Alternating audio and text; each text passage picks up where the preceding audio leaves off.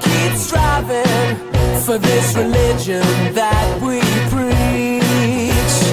Keep pushing for nothing's ever out of reach. Because the time we keep on driving, it's all that much we go. The time we keep on fighting, and these colors I wear will be sold through the skins of my soul.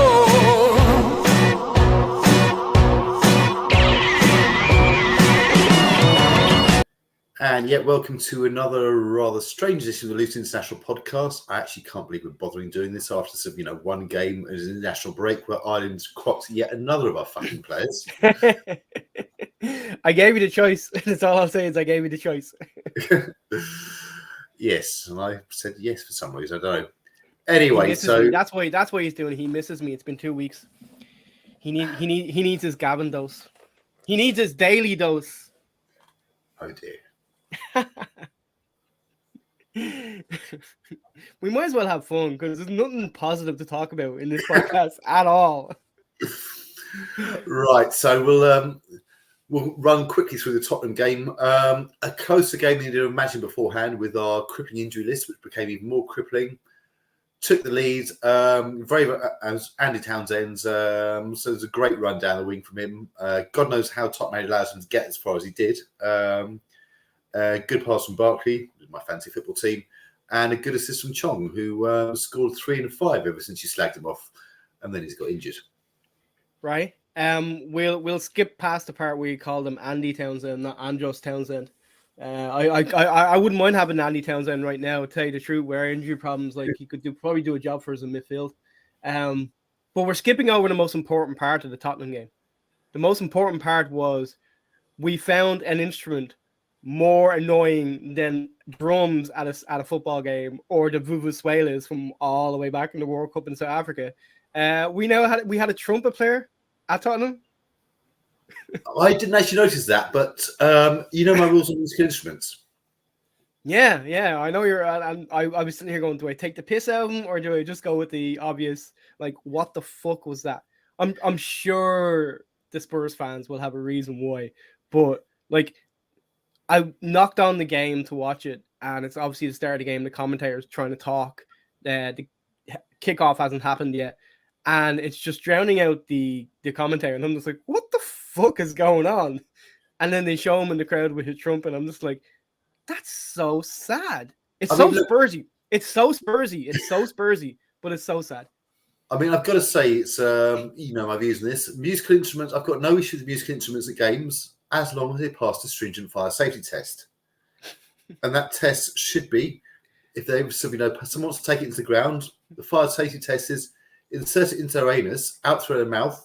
If they pass that, I've got absolutely no issue with them taking it in. I knew you would love it. I knew you would love it. I was sitting there going, oh, as soon as I seen that, I just thought to myself, that's the first thing we're talking about on the podcast. But musical instruments in games, they're just a fucking embarrassment. But going to the game, it was a great start. 3 minutes in, Chong scores again. As you said, 3 goals in 5 games now since I slagged him off. Yeah. Still going to turn around and say it. He's too lightweight to play in the centre midfield. He's great. If you put him out wide, which is kind of where he's been playing and kind of where he's been scoring from. So I guess I'm kind of right. So, I don't know what to say. When you're right, you're right. Do you really think I'm giving you any credit for that whatsoever? No, I know you're not going to. You give me credit? Fuck no. No, I'd be more surprised. I'd be more surprised if you did. The couple of times you've agreed with me on anything, I feel like I'm taking a heart attack. Well, actually, normally it's you agreeing with me because I do talk. No. You've agreed with me a couple of times, and I know it's worried you. But it's disconcerting actually. But yeah, Tottenham, like as you said before the game, getting anything from that game, you would have looked at it and went, "That's a bonus." But Spurs are Spurs. And there's always a chance you can get something from them. You look at Fulham a couple of weeks ago. We're able to nick 3 points off me. Bloody Forest tonight. And then you look at Fulham tonight, who had to make 3 substitutions after 30 minutes because they were that fucking bad. But yeah, I mean, Tottenham are Tottenham. And yes, the game should have been out of sight if Tottenham could score at all. We had our chances as well, but at the end of the day, you let in 2 goals. The first one's just unlucky. I've watched it over and over again. It's just unlucky. Yeah, But I've the got to say, second, I can't blame him. I can't blame him for that, Skibori. It's you're blaming him for some goals, but that one, if he doesn't make contact, the player behind him scores. Unfortunately, shanks his contacts a bit. It can happen. Let's just wait. yes. So here's the point I was going to make. It's not guaranteed that the player behind you scores, because the player behind you is Timo Werner. So it's not 100% certain that he's going to score. Take his miss in the first half as an example, but I think he does the right thing in that he's trying to clear it. And if you look at it, back, he's trying to clear it. And he's trying to do the right thing. He's trying to put it into Rosie of the opposite side, and it just comes off his shin. Like it's like the ball just moved at the last minute or something, but it just comes. He miskicks it. It comes off his shin and it goes into the back of the net. It's unfortunate. There's no blame there. It's so unlucky. Then you got obviously the second goal that comes through. That's the second goal I had more of a problem with. Yeah, it's come from our corner. It shouldn't come from a corner. We got players back defending. And then it's kind of unlucky to nick off Hashioka. Go back a little bit. You were right up until that point. So they got it from our corner. Yes. They broke. Yes. We managed to get players back behind the ball. Yes. We were doing a good job of defending it. What's the one thing at that point you want to do if you're defending that? Stop the cross and clear it. Stop the cross. Yes. And where's Son? Where's Son? Where's the most dangerous player at? He's at the edge of the box.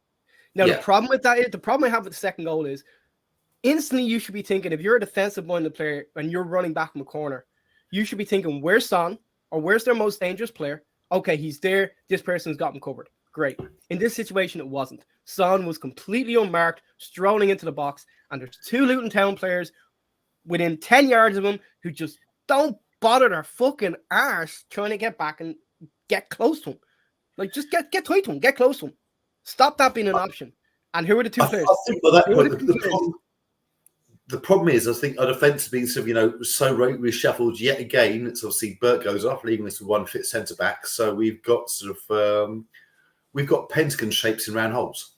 But it's not our defence. Our defence did the right thing. Like, we got players behind the ball. Even Hashioko's position, it comes off him and goes the opposite way to Kaminsky, is again unlucky. But again, if you're a midfielder and you're running back from that corner, or you're a player and you're running back from that corner to try to get back and defend, 2 things you should be looking at. 1, is there anyone unmarked? 2, where's the most dangerous player? In this case, the player unmarked was their most dangerous player, and that was Son. And you have Collie Woodrow on one side, ball watching to see where the ball is going to go, instead of realizing that Son's right there. I need to probably go and pick him up because he's their most dangerous player. At least get tight to him. At least get close to him so he doesn't become an option. And who's the other player? I don't know. I'm not a masochist. Who's the other player? You know who the other player is. I know you know who the other player is. It's Ross fucking Barkley. Again. This is not the first time, Nick. And I will sit here and I will say it till I have no air in my lungs. We need him going forward. You do not drop him from the team. We need him going forward. He's our only creative force right now, especially if Doughty's out of the team. The guy hasn't got a defensive brain cell in his head. Like, that's not his role. Your role is to win football matches. Your role should be smart enough to go, no, that's their most dangerous player 10 feet ahead, or less than 10 feet ahead of me. I should probably go and close down the space on him. I should probably go and make him not an option. That's not being a role. That's common sense. Shouldn't a defender be closing down their main striker? The defenders had all got back. Like, you look at Son. Like, they got back, but they're nowhere near him. But but hold on. The defenses got back in a line. Son is one of the last ones to come forward. So the defenders have got their shape. What they're looking for at that point is someone in front of them, a Lakonga and a Kamba, who go, I need to make sure that Son's not an option. But there's one good being a line, but if you're then leaving the most dangerous striker unmarked. No, defender, their job is to get back into their shape, to get back into their defensive shape. If you have a deep lying runner, you've got to at that point, you've got to make sure your midfielders have you covered. You've got to make sure your midfielders are smart enough to know this is the person I should be picking up. Because yes, we got back in a timely manner to defend the cross, but you had one go out, you had 3 in the centre, Spurs would push him out forward, and Son just slept by himself. Like, the defenders didn't do a bad job. They were waiting for the cross to come in, but none of them could get out to Son quick enough where Barkley and Woodrow, who are both behind them, can see Son perfectly. Because if I'm facing this way to see where the ball's going, I can't see Son coming this way. Barkley and Woodrow can see him perfectly because he's fucking run past them. He's in front of them. They can see him. But he's already got past them, so then you've got the defenders there So trying to bust the nut and get back. Yeah. Bust the ball and get back and get close to him. He's their most dangerous player. I think you're being way well. I think you've just got some sort of, you've got a hard in the back lane with Barkley defensively. Defensively, he's not good. He needs to be in our team. Like, you look at a goal on Saturday, it was fantastic. Like, everyone thought he just slowed the game up too much, and then he picks out Chong on the left hand side. There was another couple of things he did in the game on Saturday as well. You just kind of sit there going, in the final third, we need him. Like, we need him so. Like, there was times during that game where I was watching the Luton shape, and it was Townsend, Barkley, Morris. That was the 3. Morris, Barkley, Townsend. He's the most dangerous, and he's the most. He gives us the most chance of creating something when he's in the final third. Defending is not, as you said, it's not his role. I don't necessarily think, like, it's everyone's role, especially when you're a team like us in the Premier League and you're battling for every point. You've got to defend.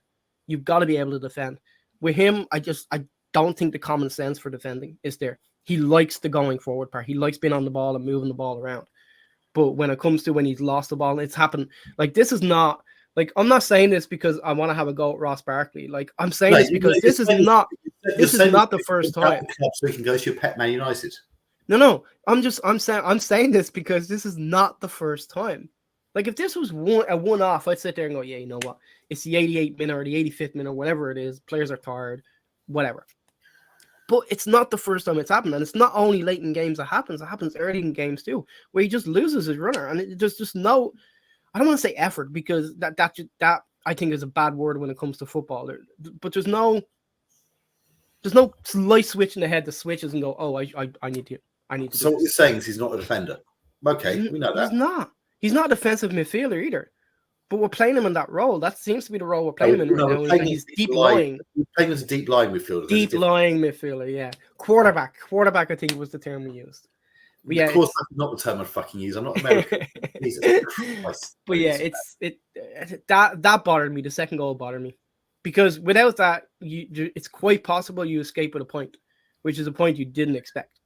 No. And realistically, over that 3 out of them 4 games, you're looking at and going, we're not getting anything from them 3 out of 4 games. Bournemouth's probably the only game you can sit there and go, we might be able to get something from them if we actually have players fit to go out on the pitch at this point. And this is the main issue. We've got sort of 13. I mean, there's sort of 10 obviously definitely out for tomorrow.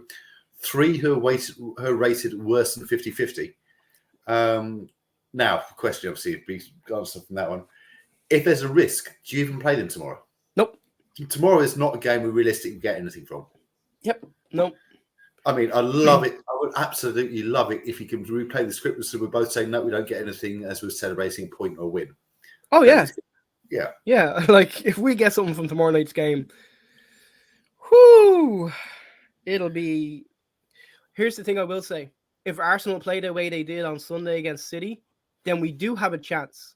Because I don't think they bothered to venture outside their own half for about 80% of that game. However, that is kind of, they're away at City. They're thinking, right, it's a title rival. Get something from the game.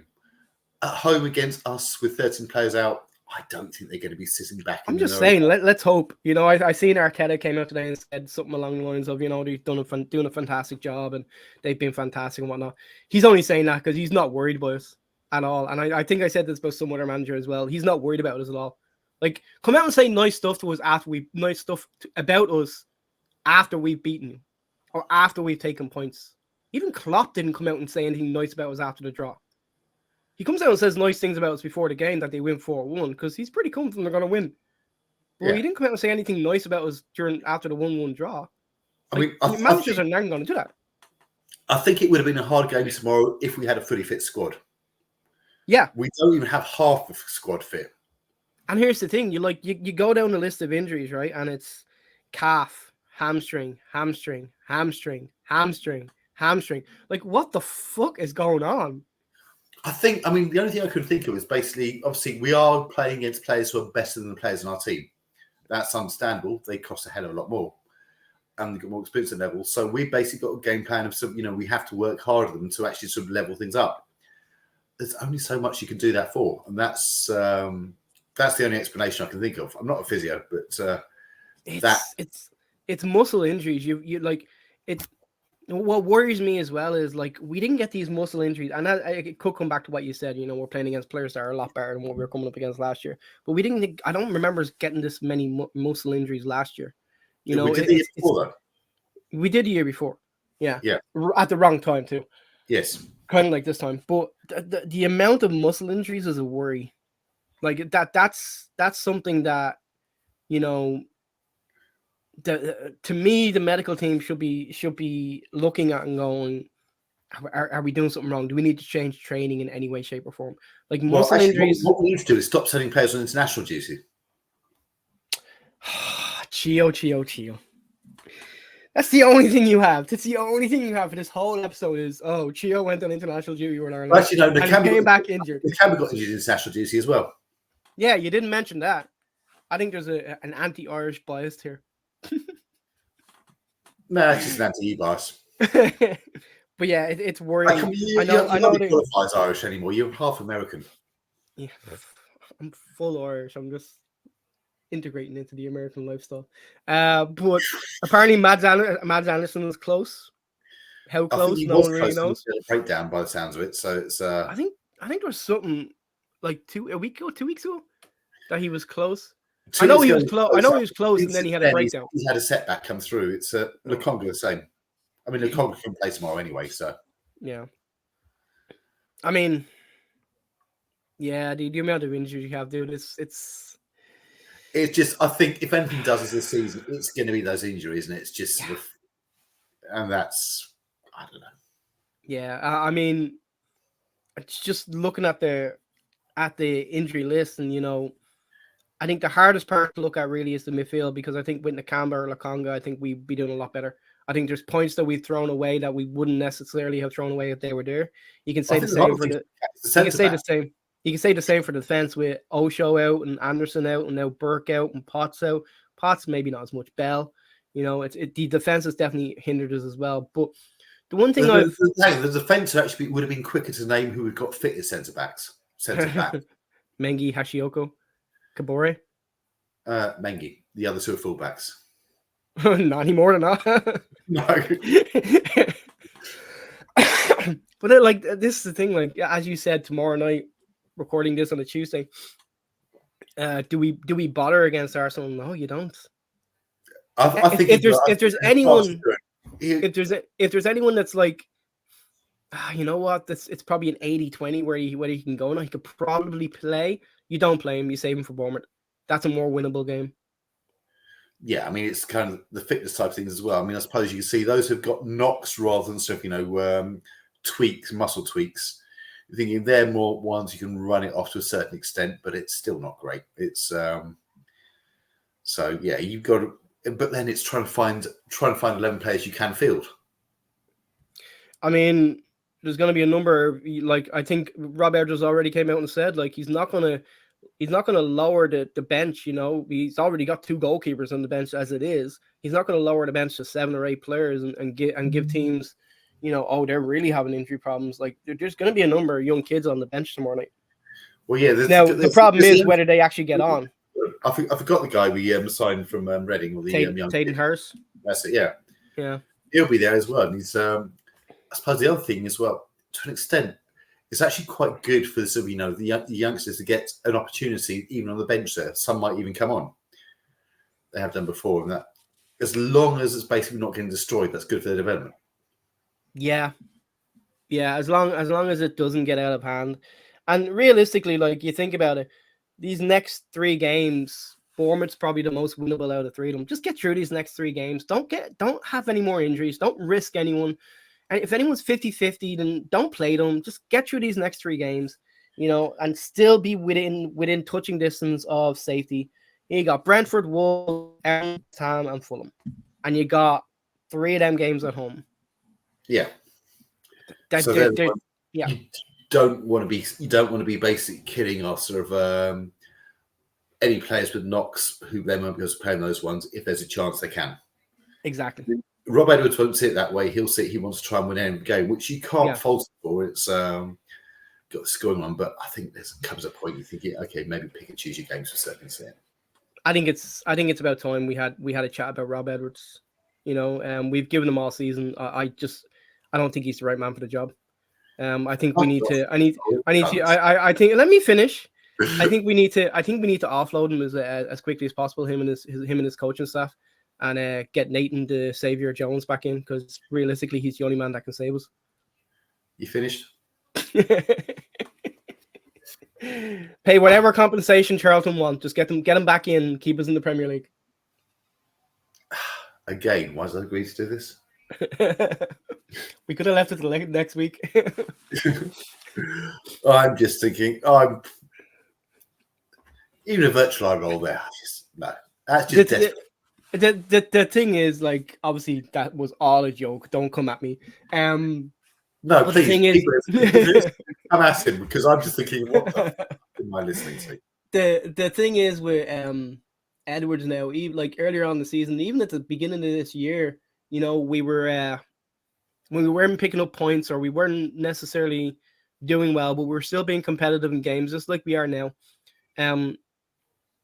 He always came out and he always like chipper and upbeat, and you know, and you know, we're gonna continue fighting. We're gonna continue fighting, and we're gonna continue fighting right to the end.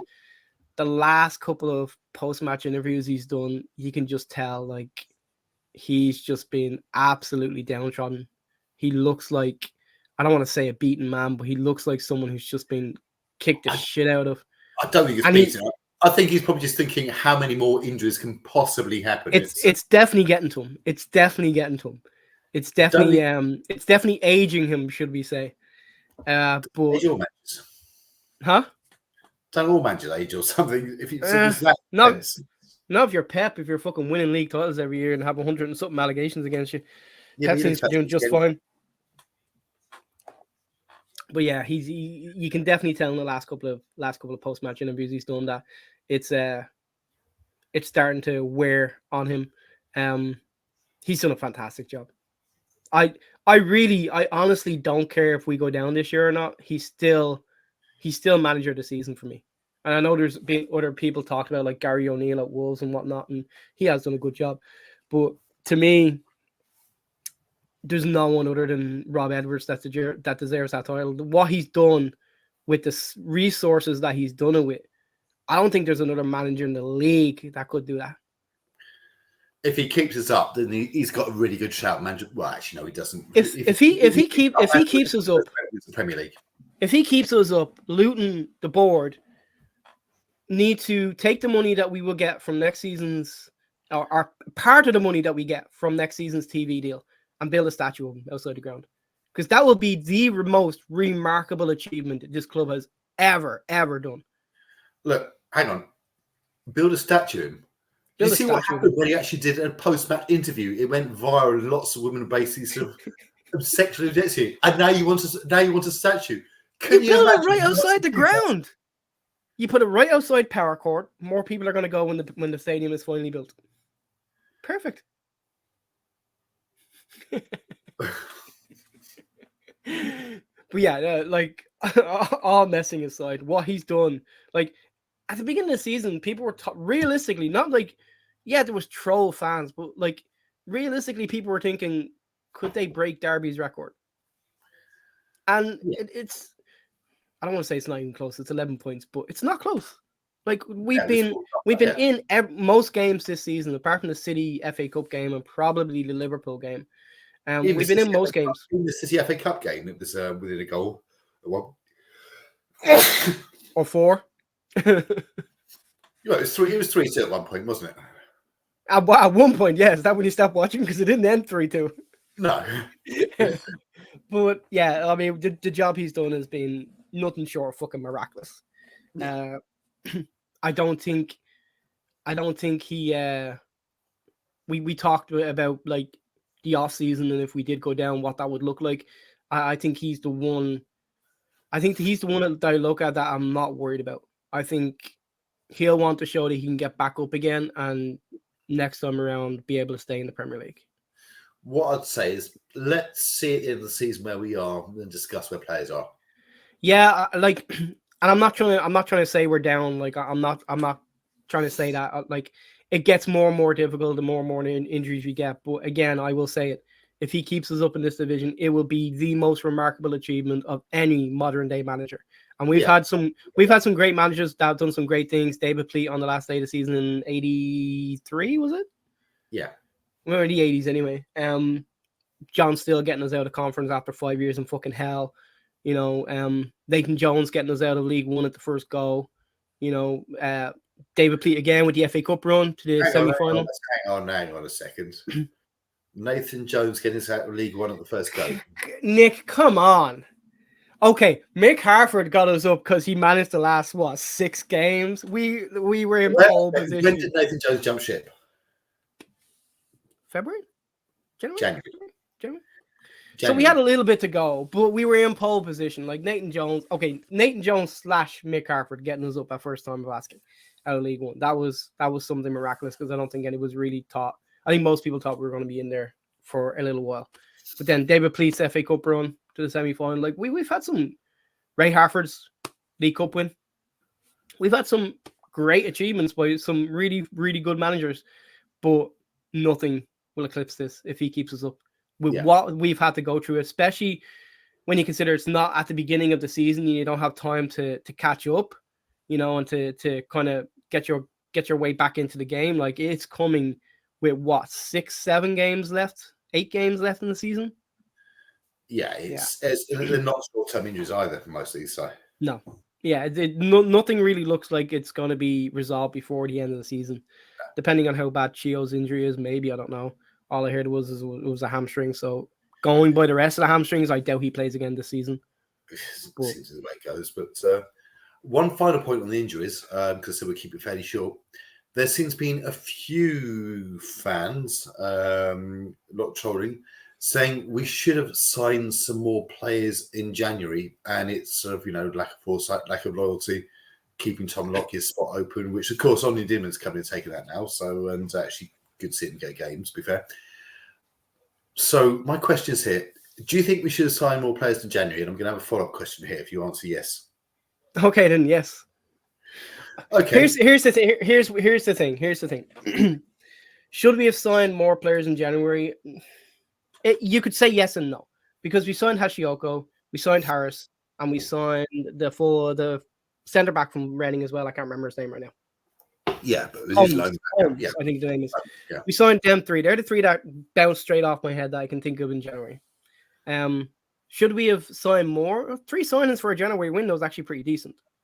But should we have signed players that were ready to play right now? Yes. And where would we have put them?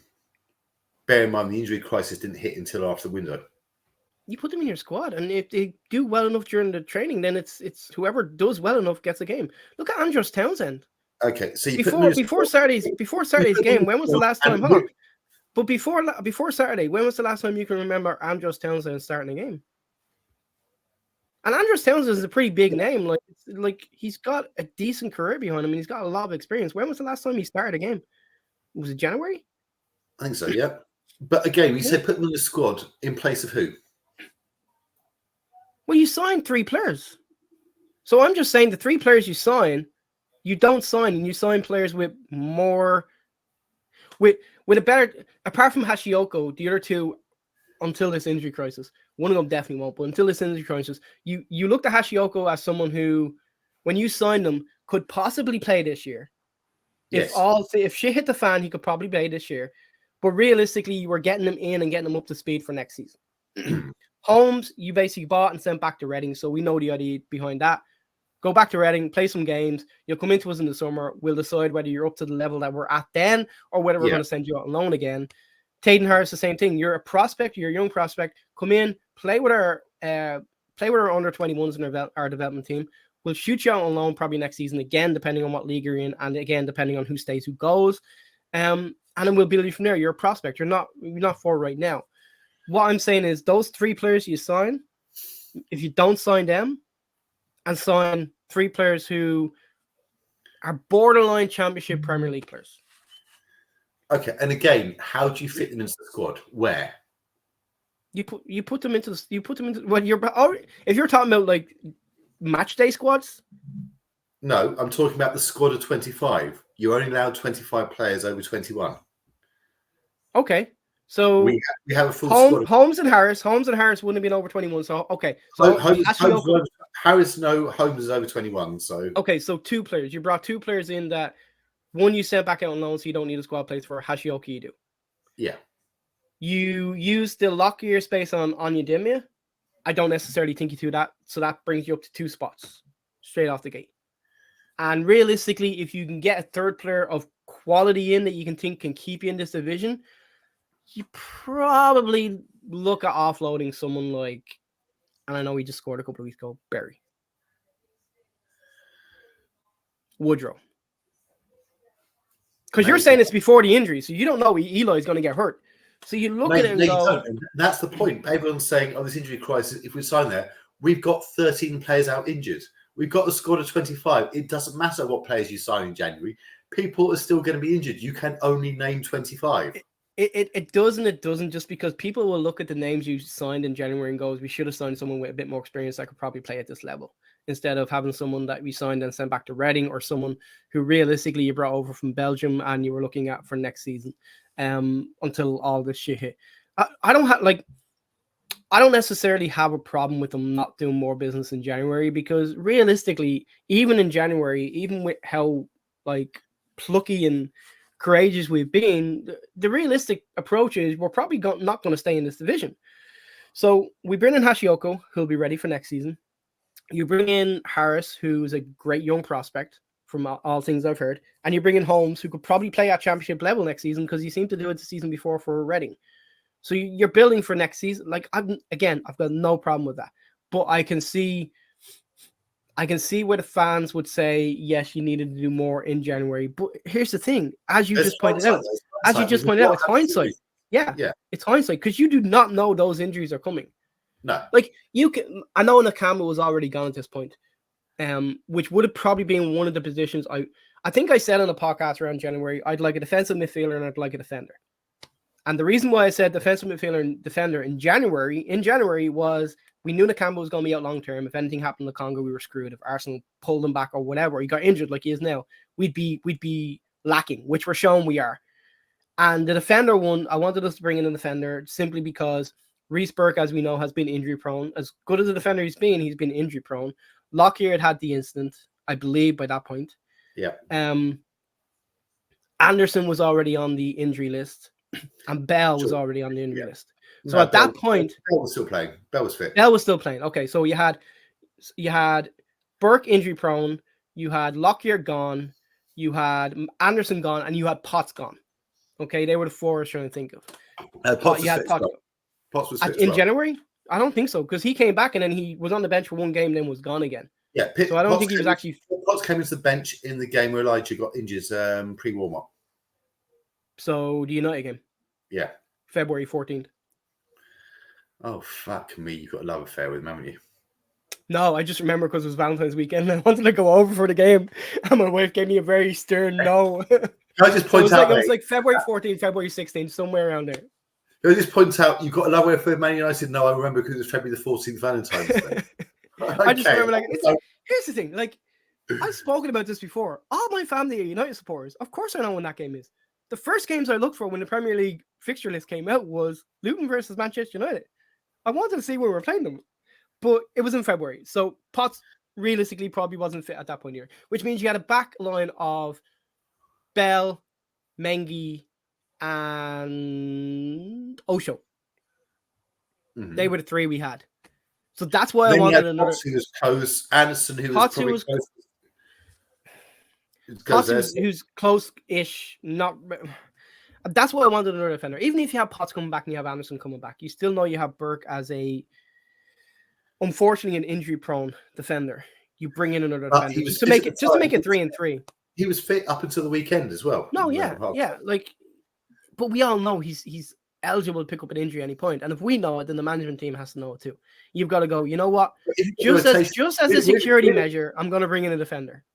But again, it's a squad space. And realistically, the only defender who was out was Lockyer, which, okay, it may be mentality. I want to leave there, but they don't know what was going to happen with him. The medical staff can say, you know what? Actually, there's no reason you can't play again. So it's But the squad here's the thing. thing: So- like, it wasn't just Lockyer. It was Anderson was out at that point. Potts, as you say, was kind of on the fence. Maybe he could, maybe he couldn't. And Anderson wasn't out long term at that point. He had a knock, and then he was looking to come back. And he's had some setbacks. But you've got to look at it and go, okay, what happens? Like, you've got to think of every possible scenario. So you look at that and go, okay, I've got Potts out injured. Only have a squad of 25. Yeah, but you look at it and you kind of go, okay, I've got Anderson out injured. I've got Potts out injured. I've got who was your defender we said? Well, we literally had 3 fit defenders. We had Bell, Osho, and Mengi. And then Burke kind of on the fringes. You look at that and go, okay, Potts and Anderson coming back. Joe Johnson, a young player, do you really want to do that to him? To me, I would have looked at that and went, you know what? I think I need another defender.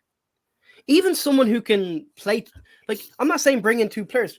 Even someone who can possibly, like Osho has done for us in the past, where you can play center defense, but you can also sit up and play in that defensive midfield role if we need him.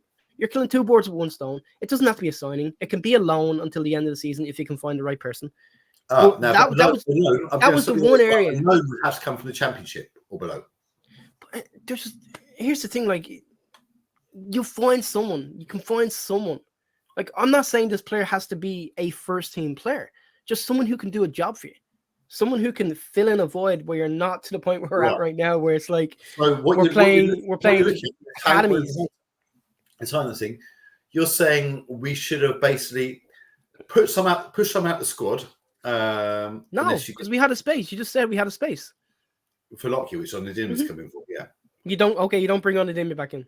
Onidin wasn't even with the team at that point. No. He didn't come back from loan until what, January? So, he came back in January because he's injured. So he's come back in, but as it is, it will be needed on those ones. So you're saying get a loan in. Now, loan, we've got a Premier League quota of loans. So we couldn't get any loans in. So you're then looking at a loan from the Championship or below.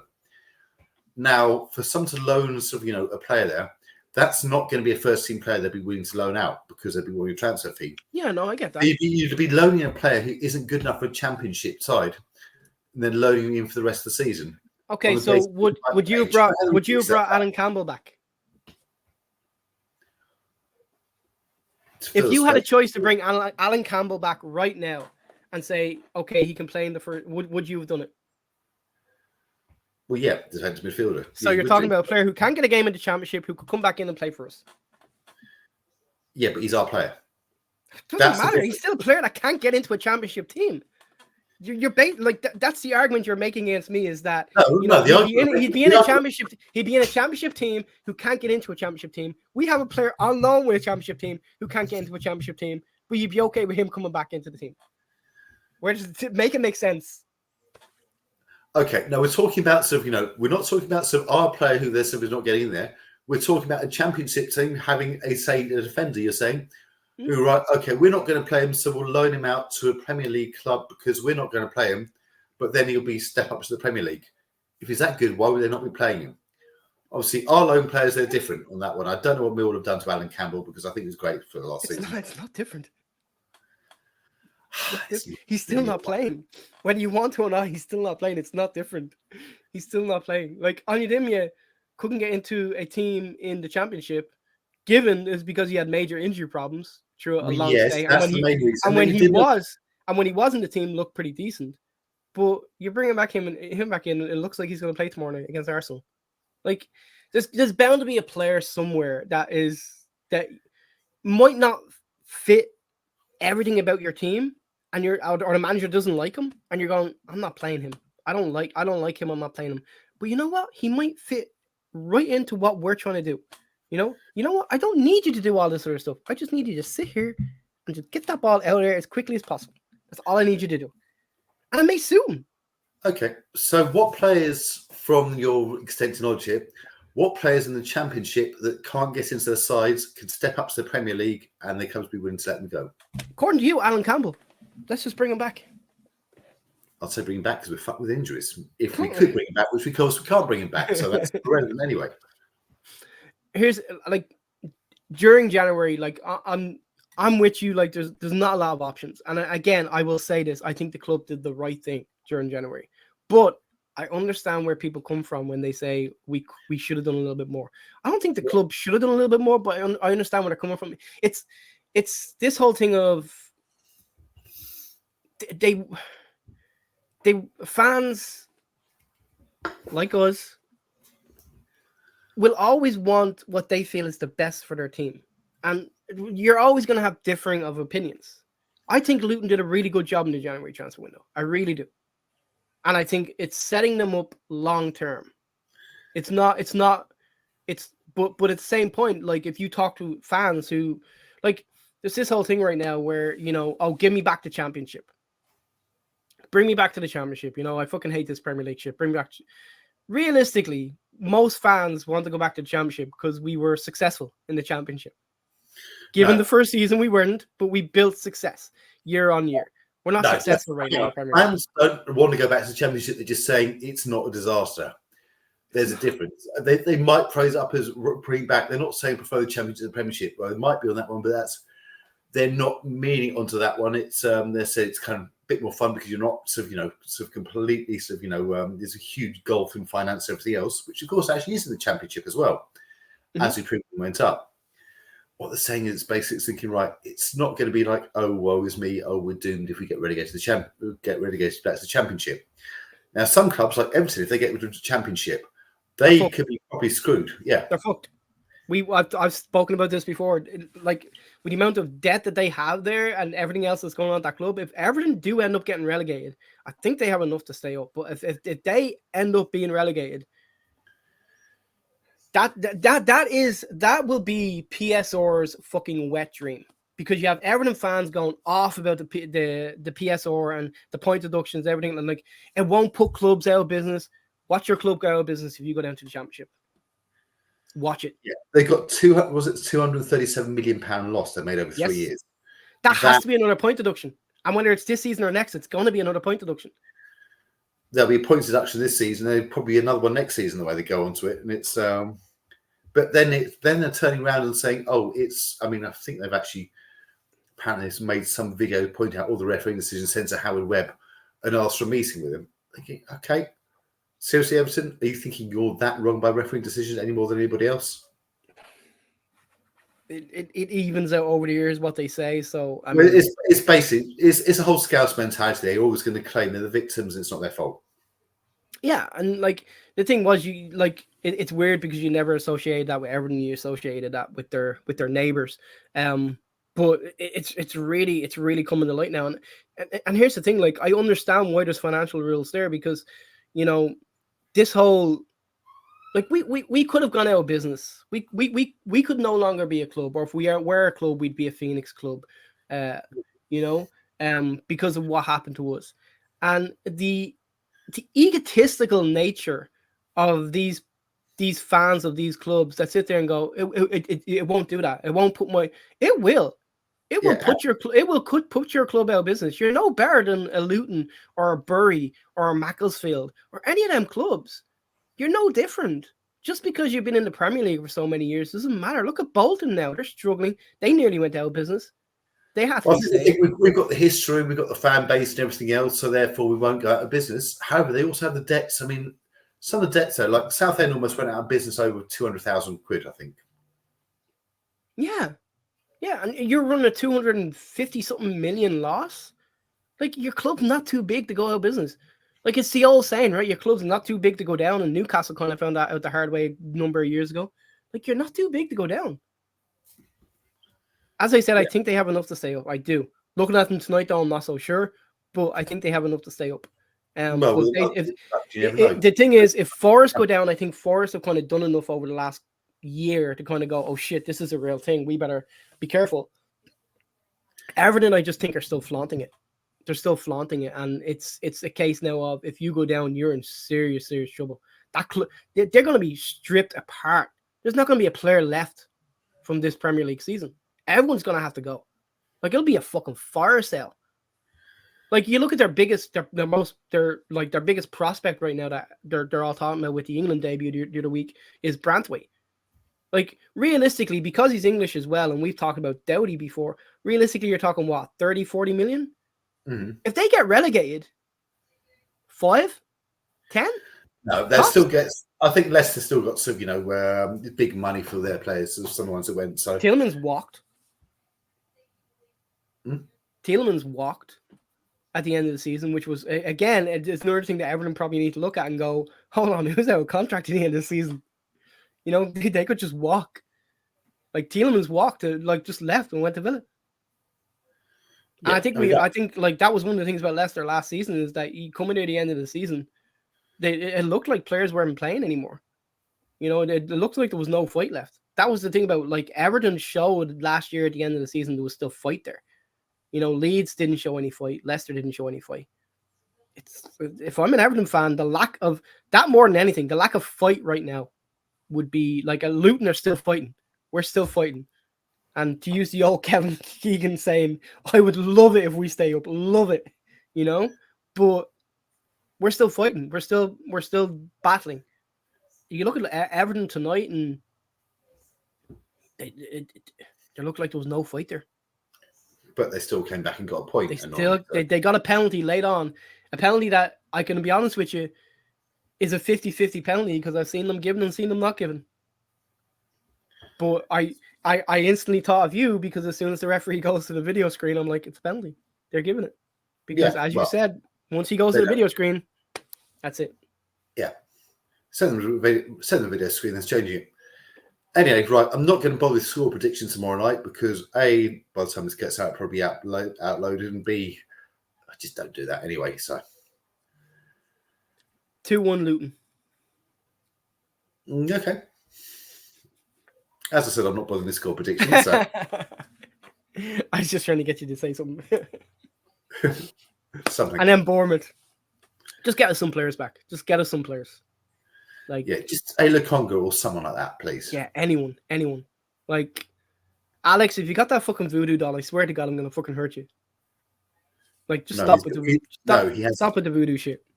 It's all right. He's actually got a bit of your clothing he's putting on for next. He's got what? He's got a bit of your clothing he's putting on the voodoo doll for next. He's got a bit of my clothing. Yeah. Good luck with that.